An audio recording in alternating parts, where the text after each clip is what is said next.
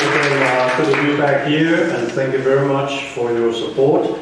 And I believe that what you have heard from Vincent, my good colleague, the Consul General, Vincent, is most interesting, most intriguing, and inspiring, because he shared his personal and professional journey, as a Foreign Service officer. Very successful and very useful, and hopefully you find his presentation or all his remarks most helpful in your future career choice. But however, as I said earlier, you never take anything for granted. For any dream, anything you like to, you want to reach the star, you have to work hard and equally smart. So there's no easy way to get it. But at the end of the day, the experience from whoever, successful people, there must be a key. There must be key to their success. So hopefully, my next presentation, this is kind of a follow-up on what we talked about just earlier about the U.S.-Taiwan relations, the current status of the relationship, and what to or not to expect after the election in November. So we have a lot of, no many words, but a lot of pictures to go through what is going on. What do we do in Washington? And how we did it in Washington. Again, it's not about one individual, it's about a team.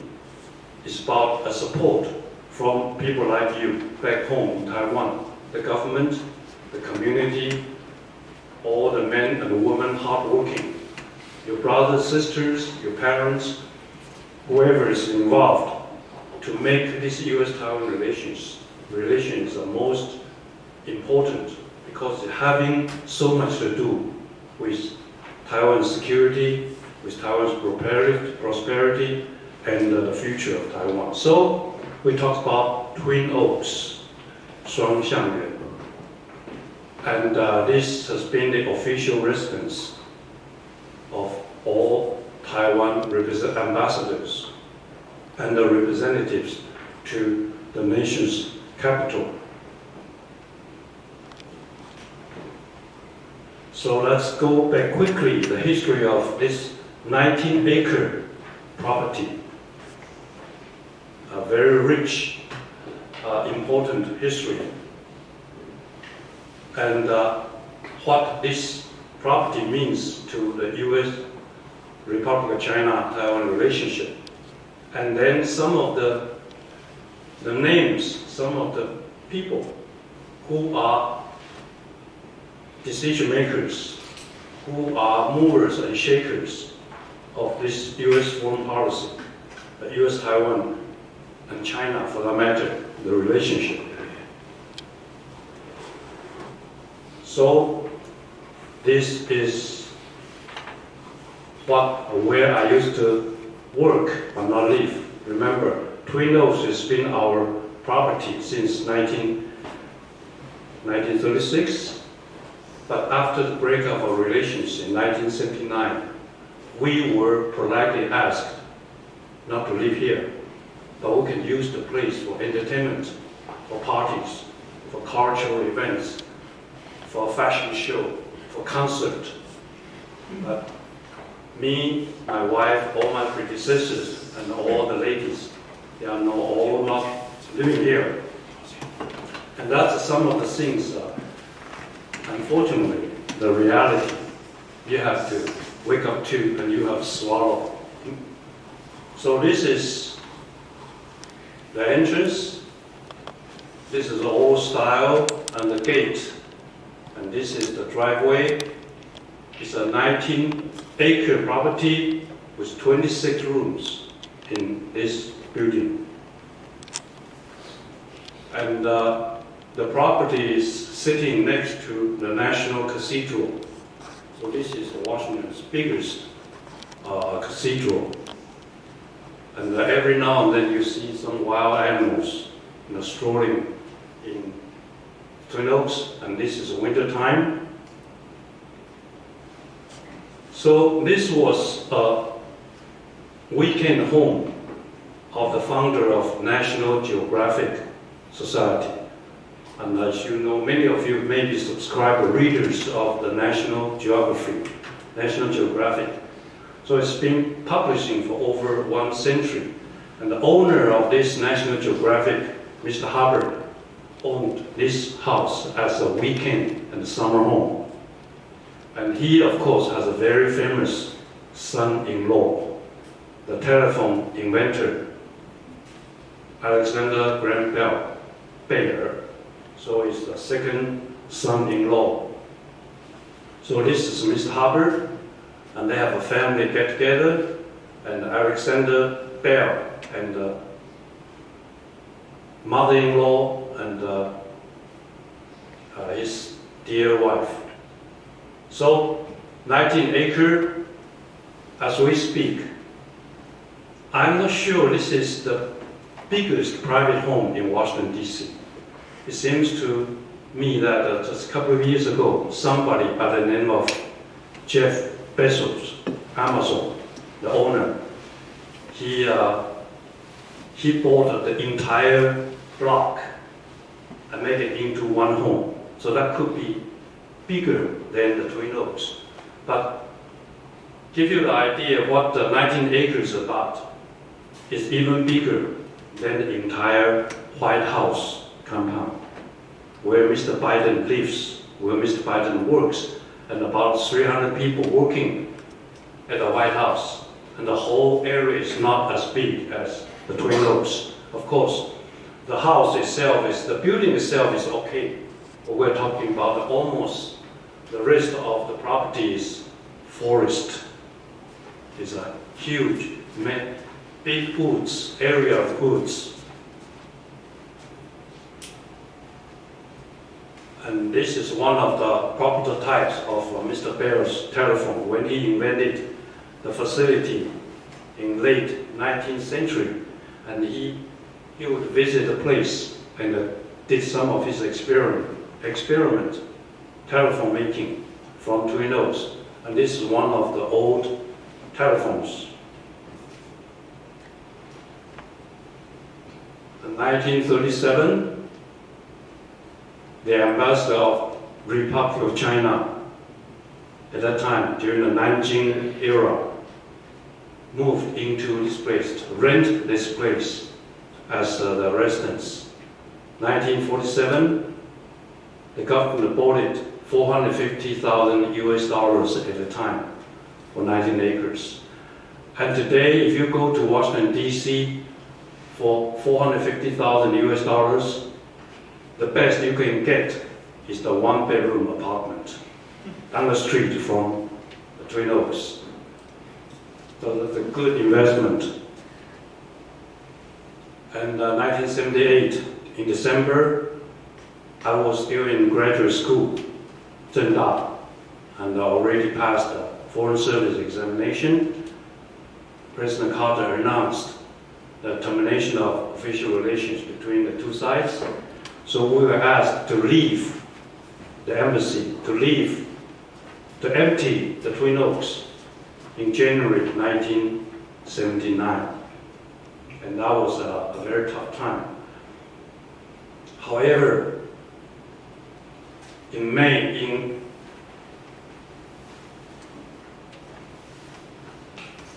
April 10th, the US Congress passed the Taiwan Relations Act, and President Carter signed the law.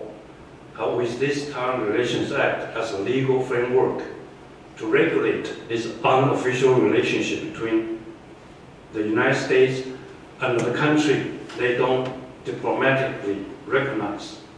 So we get to keep the Twin Oaks, the 19-acre property, although in December we sold the property $10 to a private organization.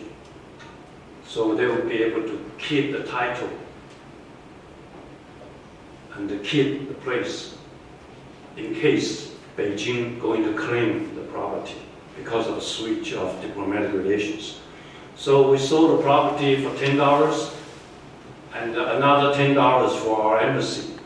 And then we spent another, after the TRA was passed, we have the embassy as a gift for our diplomatic ally, Haiti. So the current embassy of Haiti in Washington, D.C. was our former embassy. But we spent another $2 million to buy the property back from that private organization. And again, those $2 million were your money, all taxpayers' money. However, because of the Taiwan Relations Act, because the work, so many men and women working behind, we get to keep this very important, the biggest property outside of Taiwan. I mean, your diplomatic missions.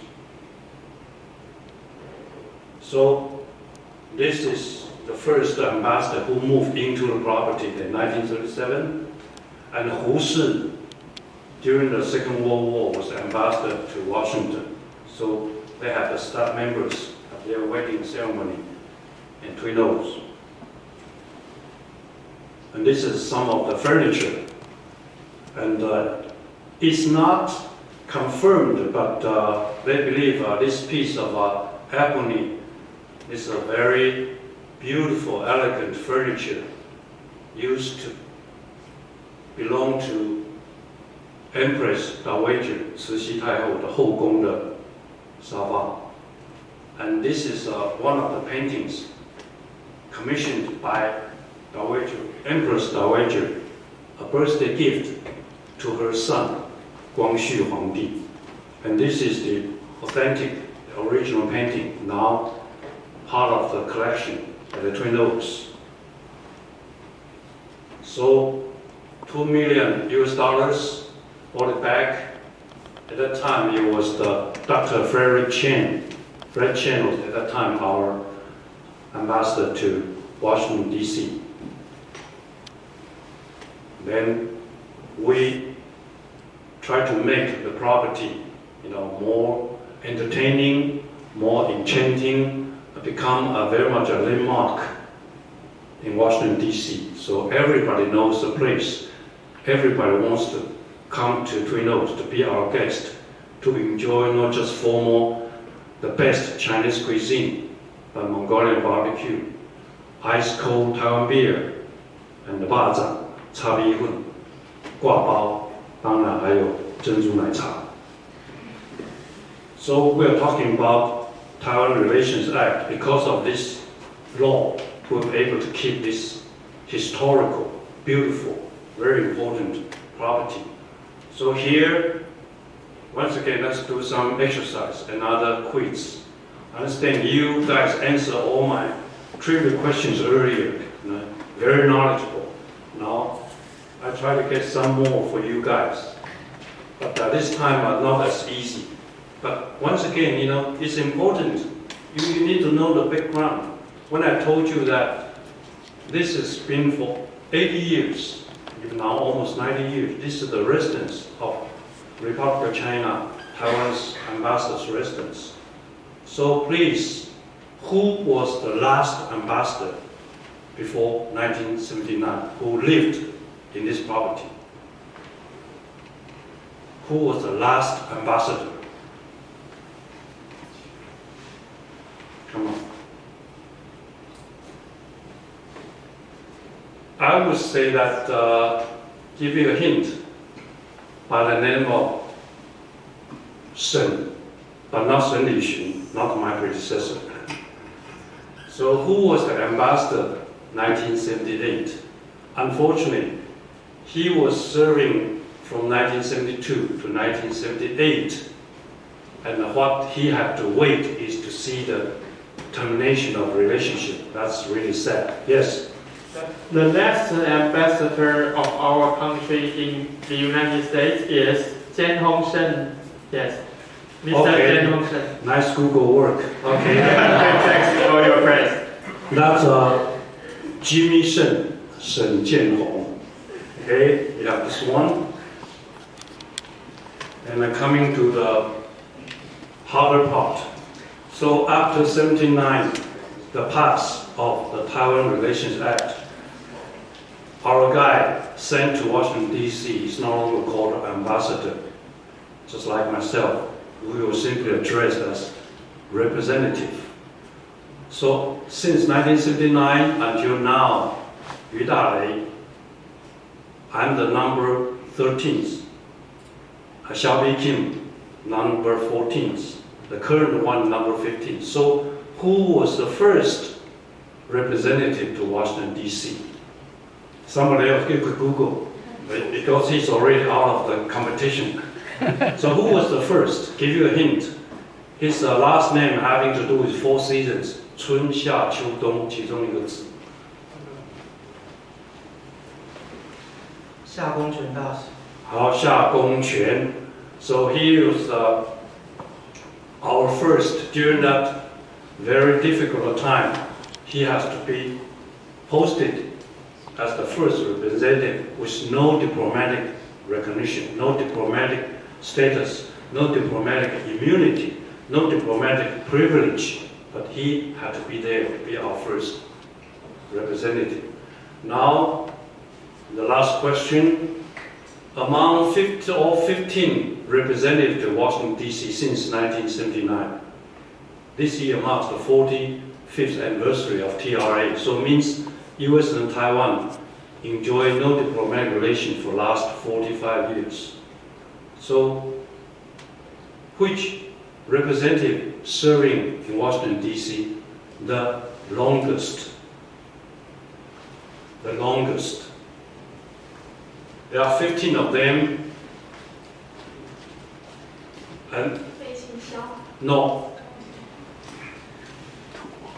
Serving the longest, I'll give you a hint. I was there for 4 years. I was the third longest representative after 45 years. Yeah. 前夫 close, but no. 前夫 was there for 5 years, 5.5 years. Well, again, give you a hint. 他的笔画非常少，只有2画。Come on, raise your hand. Yes. 丁茂实，丁大使。Okay.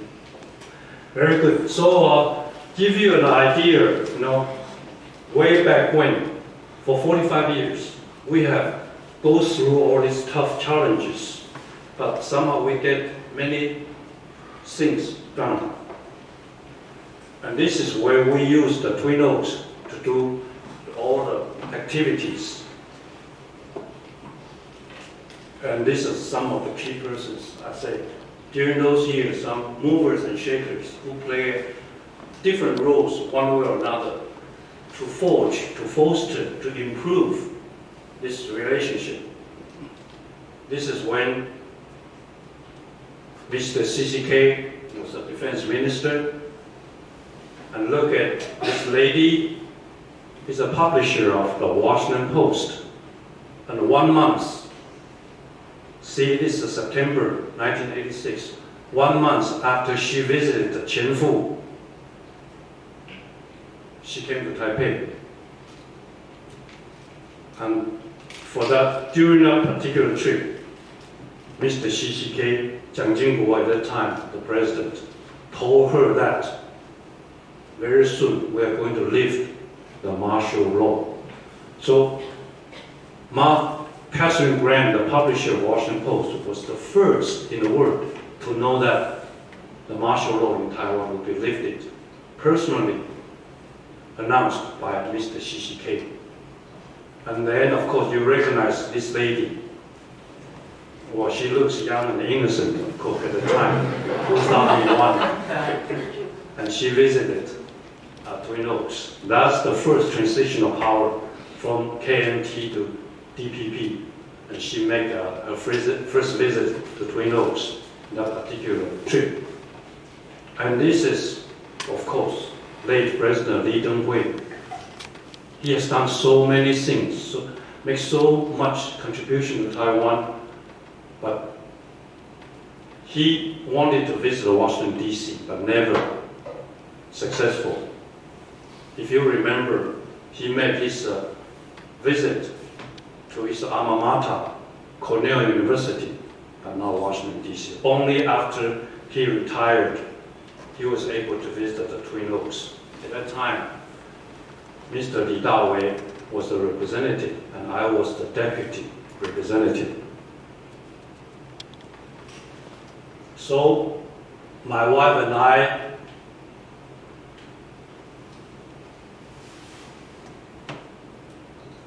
celebrating the 80th anniversary of the first ambassador moving the property. So we invited the Qian Fu and his wife to kickstart, to unveil the celebration. And this is the son of Alexander Graham Bell, when his grandfather was at that time still part owner of this Twin Oaks.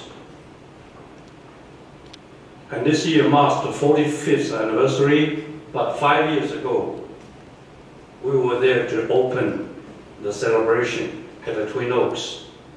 And this gentleman, Lester Wolf, congressman, he was one of the authors of the Taiwan Relations Act. And at the age of 100, he showed up and to help celebrate. That's very important legislation. And I remember 3 years ago, he passed away at the age of 102. So this is some of the art activities we try to manage. We try to perform, design for the Twin Oaks. And I made my wife my art director, Twin Oaks, for free, because you can only do as a volunteer. And of course, some of the legislators, and you recognize this lady. At that time, she was the chairwoman of Foreign Relations Committee, Li Yuan. So she led some of the legislators to Twin Oaks. And this is some of the parties we had. And this is one of my wife's favorites. We have a fashion show to celebrate 130 years of Twin Oaks. So we showcase the ladies' fashion since 19th century, 130 years. How 我的阿公阿嬷, their fashion way back when, and during different era until now, some of the most fashionable design by our fashion designer based in New York to show their work here at this beauty power party.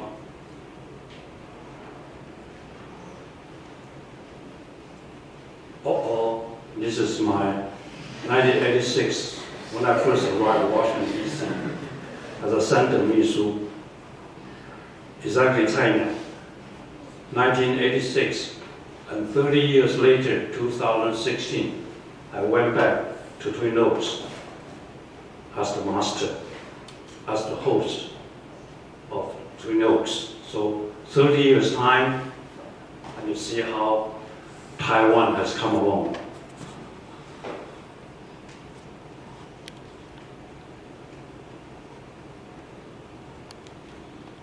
So very quickly, these are the pillars of the United States One China policy. Shanghai Communique, establishment of diplomatic relations. This is August 17, and how we always stress Taiwan Relations Act and 6 assurances. So we are not there to challenge the Washington's One China policy. And for Beijing, they only believe in One China principle. And Beijing believe principle is non-negotiable. So there is rigid, very stiff. And for US, One China is a policy. So policy could be not necessarily changed, but you can revise it, you can amend it. And for Taiwan, One China is an issue because Taiwan, Republic of China, already independent sovereign country. So there could be one China, there could be 10 Chinas, but nothing to do with Taiwan because we believe in Republic of China, Taiwan. So this is how we're going to define this relationship. But we can tell 45 years under the Taiwan Relations Act, this is a rock solid. We're talking about reliable, robust, resilient, and rock solid. And this is how, it's not us, it's the United States government defined the bilateral relationship as success story, vital partner, and a force for good. So anyway, the United States want to help Taiwan because Taiwan can help. And in many aspects, Taiwan is helping. And these are some of the institutions, some of the organizations, some of the government organizations, and some individuals. I said these are decision makers, policy makers, movers and shakers, influencers. The current one, of course, from Biden to Tony Blinken. And each and every of their agencies all have something to do with Taiwan policy, arms sale, security, trade, tariffs, even currency. So these people are there, and of course Gina Raimondo, very tough lady. I have a tough time negotiating with her. And she and Catherine is the original family from Taiwan. And they are very adamant, even persistent about moving TSMC to the US. Because they believe the United States have been doing so much for Taiwan. And if Taiwan does anything, Taiwan would give back or to work even harder with the US. TSMC or Taiwan's high-tech semiconductor industries have to do something in the US. So I'm not talking about under their pressure, because the TSMC have their own business model, have their own decision making. But we're talking about the overall relationship, how you scratch my back, I scratch yours, and both sides could benefit from this mutually beneficial relationship. So these are the agencies, and of course, Sandra is the current Taipei AIT director, and she is leaving tomorrow. So this will be her last day in Taiwan. And the next successor will be her former deputy director, Raymond Green, who is now the #2 guy in US embassies in Tokyo. So we're talking about these people. They are all familiar. They know very much. They get very close to Taiwan. So we believe they are in the good hands. And I believe our government will be very comfortable continuously working with these key people. The White House, National Security Council, the State Department, the Pentagon, our security, our safety, our prosperity, all having to do and working closely with all these agencies. And this is congressional leaders, from House speakers to minority leaders. And there's a Taiwan caucus. When we talk about 538 US senators and congressmen, any given time, at least 1/3 of them join the Taiwan caucus. So we have a big fan club, and all these heavyweight senators, congressmen, they are there rooting for Taiwan, rooting for Taiwan-US relationship. And if necessary, I will call one of them, and they will pick up the phone, call the White House to help us get the message across. So this is how Washington works. This is how we did it. This is how I mentioned earlier about that famous phone call Tsai Ing-wen and Mr. Trump. The first time in 60 years, the leaders from the two countries on the phone. We planned for like 5 minutes talk. It's the end of 11 minutes and 30 seconds. For many people say, well, big deal. 5 minutes, 10 minutes, what's a big deal? Believe me, it's a big deal because it never happened. So you will see from time to time on media, on TV, these people, when they talk about US Taiwan or China for that matter, these people were always there. And this is all strong support. As I said, big fans of Taiwan. So Nancy Pelosi got a medal from Tsai Ing-wen. This is Capitol Hill. And this is the chairman of the House Foreign Relations Committee. He's a real powerful man. So, US-Taiwan relations, we have the strengths, we share the same values, strategic interest, security partnership, and of course, TSMC.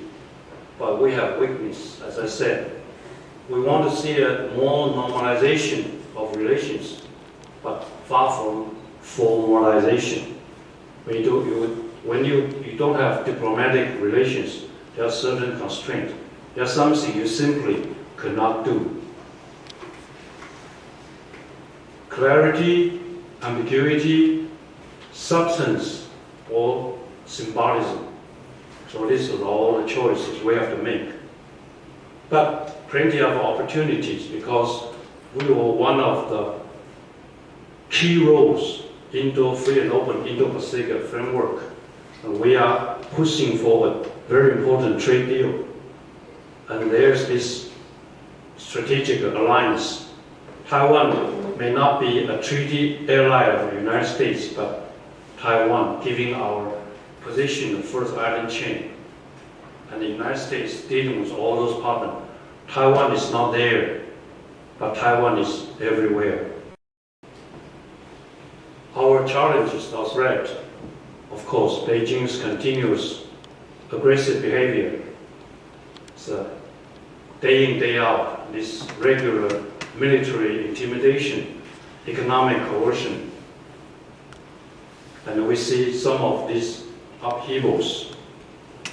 Now these days, Taiwan virtually on the radar screen every day because the threat from across the strait becomes a new status quo.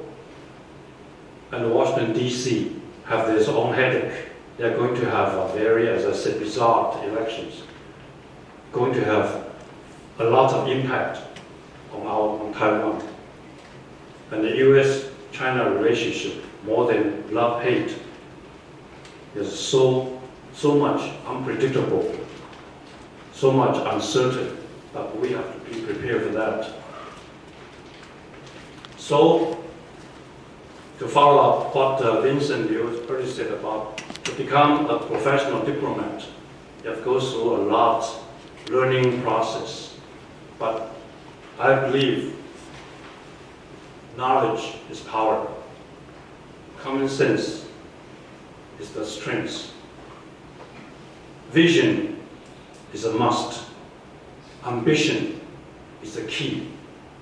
And at the end of the day, it's about teamwork. You don't do it alone. So there's a famous African idiom about to go fast, you go alone. To go far, go together. And I believe here, each individual, woman and man, again, you are the future leader of Taiwan. Young leader, prepare yourself, equipped yourself, and the sky is the limit.